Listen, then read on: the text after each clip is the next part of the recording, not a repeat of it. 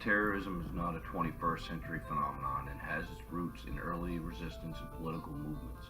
The Sicarii were an early Jewish terrorist organization founded in the 1st century AD with the goal of overthrowing the Romans in the Middle East.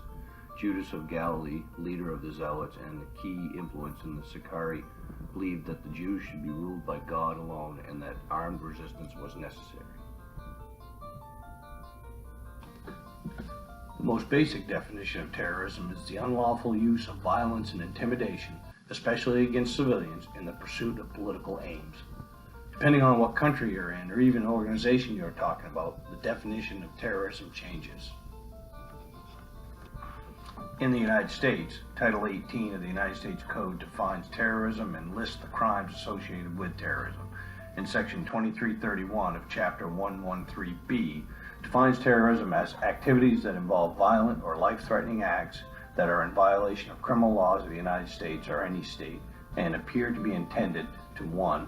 To intimidate or coerce the civilian population, 2. To influence the policy of a government by intimidation or coercion, or 3. To affect the conduct of a government by mass destruction, assassination, or kidnapping, and C. Occur primarily within the territorial jurisdiction of the United States. The United Kingdom's Terrorism Act 2000 defines terrorism to include an act designed seriously to interfere with or seriously to disrupt an electronic system. An act of violence is not even necessary under this definition. The FBI defines terrorism as the unlawful use of force or violence against persons or property to intimidate or coerce a government, the civilian population, or any segment thereof in furtherance of political or social objectives.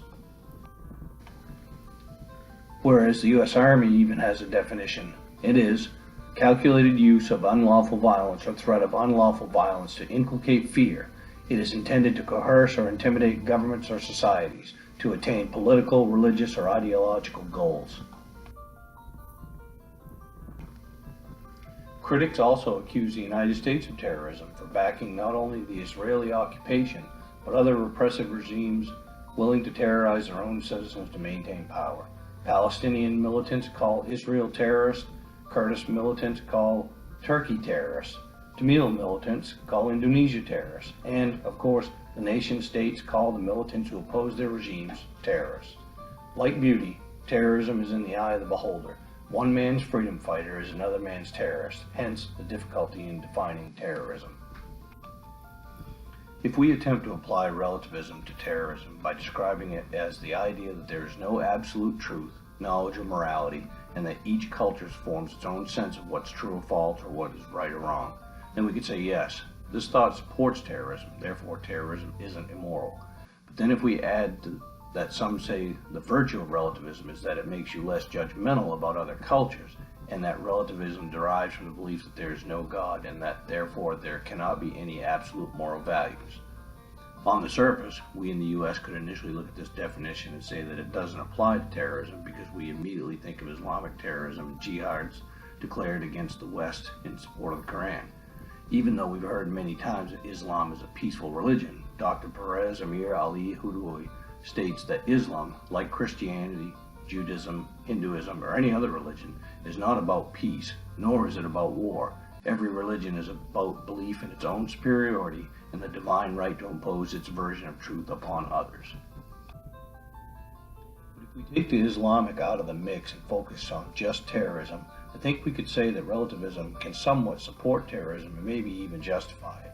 If we look at Ted Kaczynski, the Unabomber, Timothy McVeigh, responsible for the bombing of the Alfred P. Murrah Federal Building in downtown Oklahoma City, or even Eric Robert Rudolph, who conducted the Centennial Olympic Park bombing in Atlanta, none of them were in the name of any religious beliefs, but rather their belief in a cause or even as a form of retaliation against those they felt had done them wrong.